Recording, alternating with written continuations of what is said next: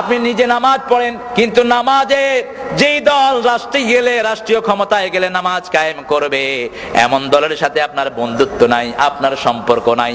আপনার সম্পর্ক এমন দলের সাথে যারা মসজিদে তালা লাগিয়ে দেয়, যারা টুপি দাড়ির অপমান করে, নামাজের বেইজ্জতি করে, বুঝতে হবে আপনার নামাজ জীবনেও কবুল।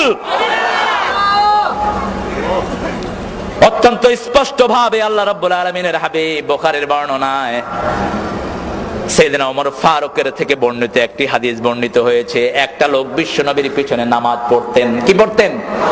বিশ্ব নবীর সাথে ইফতারি করতেন, দাওয়াতে যেতেন। আল্লাহর হাবিব সাল্লাল্লাহু আলাইহি ওয়াসাল্লাম লোকটা মারা যাওয়ার পরে তারা জানাজায় রওনা হলেন। ওমর ফারুক জামা টেনে ধরলেন। 5টা জায়গায় ওমর একা সিদ্ধান্ত নিয়েছেন। ওমরের সিদ্ধান্তের উপর আল্লাহ কোরআনের আয়াত নাজিল করে দিয়েছে। এজন্য বিশ্ব নবী বলতেন, আমার পরে যদি কেউ বিশ্ব নবী হতো, আমার ওমর হয়ে যেত বিশ্ব নবী। এত বড় কথা কোন সাহাবীর ব্যাপারে বিশ্ব নবী বলেন নাই। লাউ কানা নাবিয়্যাম মিন বাদি লাকানা ওমর, আমার পরে যদি কেউ বিশ্ব নবী হতো তাহলে সেই সম্মান আল্লাহ ওমরকে দান করে দিতেন। আবার ইসলামের ব্যাপারে সামান্য একটু ত্রুটিও তিনি বরদাস্ত করতেন না। যেখানেই দেখতেন ইসলামের খেলাফ হচ্ছে, তার গর্দানটাকে দুনিয়া থেকে বিদায় করে দিতেন। সুবহানাল্লাহ বলেন। কোন মুনাফিক যখন ইসলামের সাথে বেয়াদবি করেছে, তার প্রতিশোধ নিয়েছেন সাইয়েদনা ওমর। সুবহানাল্লাহ বলেন। বিশ্ব নবীর বিচার মানে না এক মুনাফিক আল্লাহর হাবিবের বিচার না মেনে আবু বকরের কাছে গেলেন। তিনি বললেন, আমি এই বিচার ফয়সালা করতে পারবো না, কারণ বিশ্ব নবীর উপরে বিচার ফয়সালা করার আর কারো দুনিয়াতে ক্ষমতা।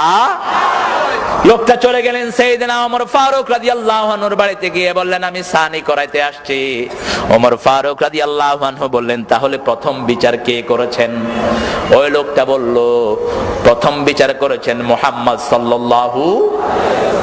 ওমর ফারুকের সারা শরীর যেন শিহরিয়ে ওঠে। তিনি বললেন, বিশ্ব নবীর বিচার কি তোমার পছন্দ হয় নাই? কয় না, তিনি ইহুদির পক্ষে রায় দিয়েছেন, আর আমি মুসলমান, আমার বিপক্ষে রায় দিয়েছেন। এবার আবার জিজ্ঞেস করলেন, তোমার কি বিশ্ব নবীর ফয়সালাটা পছন্দ হয় নাই? কয় না।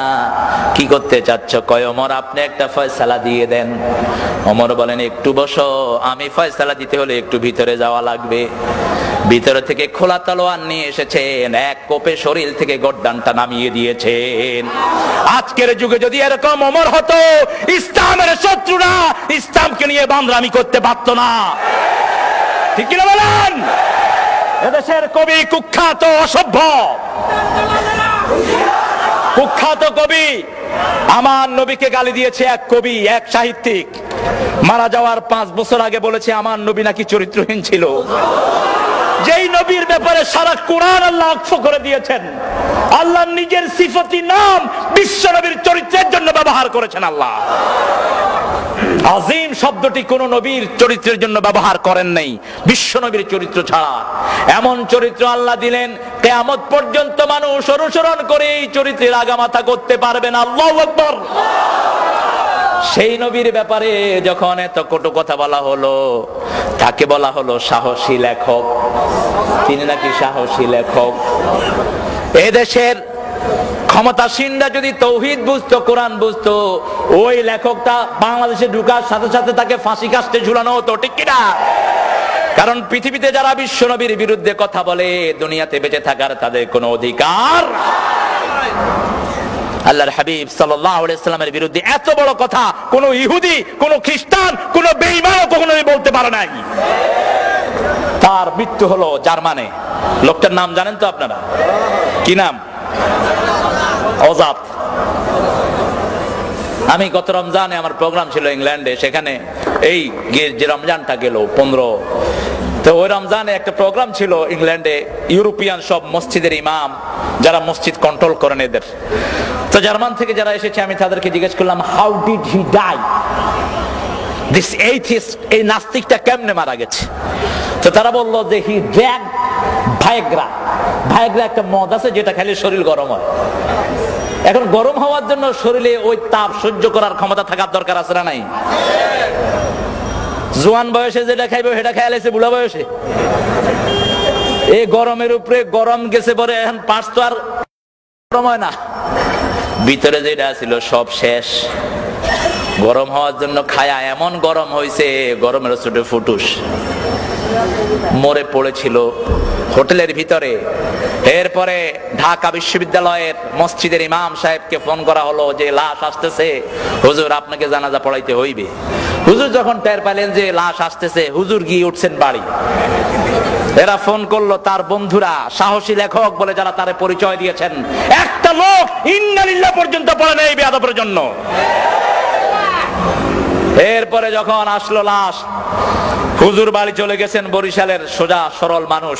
কয় হুজুর আপনি কই? কয় মুই বাড়ি আইছি বুঝছো। কয় আপনি বাড়ি গেছেন মানে? কয় মোর অসুখ হইছে বুঝছো। তো কি অসুখ হয়েছে হেই আমার আল্লাহ জানে, কার কি অসুখ হয় এটা তো আল্লাহই জানে। আলহামদুলিল্লাহ বলেন। আমাদের সমাজের ইমামরা হলো সবচেয়ে নির্যাতিত, সবচেয়ে সরল, ঠিক কিনা বলেন? আমাদের দেশের ইমামদের মর্যাদা যদি আমরা ইমামের মর্যাদায় দিতে পারতাম, বাংলাদেশে ইসলামের অবস্থা আরো অনেক ভালো হয়ে যেত। ব্যক্তিত্ব সম্পন্ন কিছু ইমাম এখনো আল্লাহর জমিনে আছে না নাই? জানাজার জন্য গোসল হয়েছে কিনা আল্লাহ ভালো জানে, কারণ গোসলটা দিবে কে? যা খাটলিয়া ধরছে সব কয়টা নাস্তিক আর বেনামাজি, ঠেলায় পড়ে জানাজার নামাজের আয়োজন। এরপরে মুয়াজ্জিন সাহেব ঘুমানো ছিল, মুয়াজ্জিন সাহেবেরা ডাইকা উঠাইছে, উঠ নামাজটা পড়। নামাজ পড়ানোর পরে ইমাম সাহেবরা ধরলো যে নামাজ পড়াইলি কেন? কয় কি পড়াইছি আমি জানি, এর আমার আল্লাহ জানে। বিশ্বনবী জানাজা পড়েন এক লোকের, কে পড়াইছেন? বিশ্বনবী। ওমর জামা টেনে ধরলেন, আল্লাহর হাবিব বললেন আখতানি আল্লাহ। ওমর বললেন ইয়া রাসূলুল্লাহ, এই লোকটারা জানাজা পড়ায়েন না। উহুদের জিহাদে পিছন থেকে লোক নিয়ে ভেগে গেছে, কত বিভিন্ন ভাবে আপনাকে কত কষ্ট দিয়েছে, মুসলমানদের জাতীয় দুশমন ছিল এই লোক। আল্লাহর হাবিব বললেন আমার আল্লাহ তো আমাকে এখনো নিষেধ করেন নাই। বিশ্বনবী তারা জানাজায় দাঁড়ালেন, এত লম্বা দোয়া পড়লেন, নিজের মুখে লালা দিলেন তার মুখে, নিজের জামা মুবারক তার কাফনের জন্য দিলেন। আল্লাহ বললেন ও নবী, একবার না দুইবার না 70 বার যদি লাউ তাস্তাগফিরুনা 70 মাররা লান ইয়াগফিরাল্লাহু যুনুবা, যদি 70 বার তার জন্য আপনি maaf চান, আল্লাহ তার জীবনের গুনাহ maaf করবে না। কারণ নামাজ পড়তো আপনার পিছে, সব করতো আপনার সাথে, কিন্তু তার নেতা ছিল মুশরিক। নেতা ছিল কে?